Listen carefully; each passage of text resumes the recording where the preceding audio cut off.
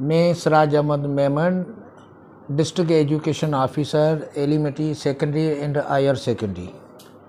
मेरे अंडर में 133 स्कूल्स है और उसमें जितना भी स्टाफ है वो मेरे अंडर कंट्रोल आता है।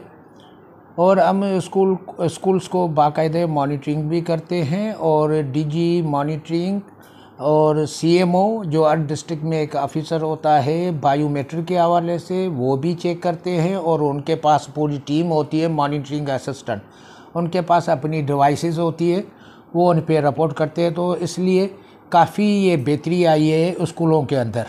जो पहले ये होता था कि कोई टीचर एब्सेंट हो रहा है, ये नहीं हो रहा, अभी उनकी सैलरियाँ भी बंद हो रही है, काफ़ी चेक एंड बैलेंस बढ़ गया है ना, ये अच्छी बात है। बाकी ये है कि हमारे पास जो सिंटेक्स बोर्ड का जो सिलेबस है वही हम सिलेबस को फॉलो करते। रिसेंटली हमारे पास आईबी सखर की जो रिक्रूटमेंट हुई है, चाहे वो प्राइमरी साइड के हो या सेकेंडरी साइड के, मैं दोनों में चेयरमैन हूँ। तो काफ़ी हमारे पास लोग टीचर अपॉइंट हुए और उनकी इंडक्शन ट्रेनिंग बाकायदे ट्रेनिंग जो अपॉइंटमेंट का एक पार्ट है ना।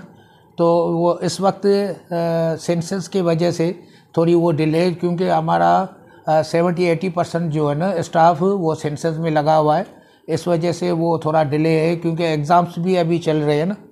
तो ये हमने फर्नीचर भी स्कूलों को सप्लाई किया। 2300 समथिंग जो है ना 11 डेस्क हमने दिए, टेबल्स दिए, टीचर्स चेयर्स भी हमने दिए।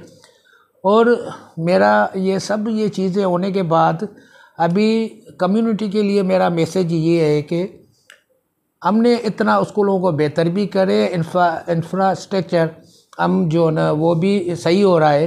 तो आप बच्चों जो स्कूल नहीं आ रहे हैं ना, वो उन पेरेंट्स को मैं कहूँगा कि वो अपने बच्चों को स्कूल में भेजें और एजुकेशन हासिल करे। क्यों, एजुकेशन के बगैर कुछ भी नहीं है ना। कहीं लेबर करने जाएगा तो भी उसे थोड़ा बहुत ना लिखना पढ़ना आता होगा, तो वो लेबर का भी अपना हिसाब किताब रख सकेगा। यानी एजुकेशन के बगैर वो कुछ भी नहीं है, मेरा ये कहना। खुदा हाफिज़।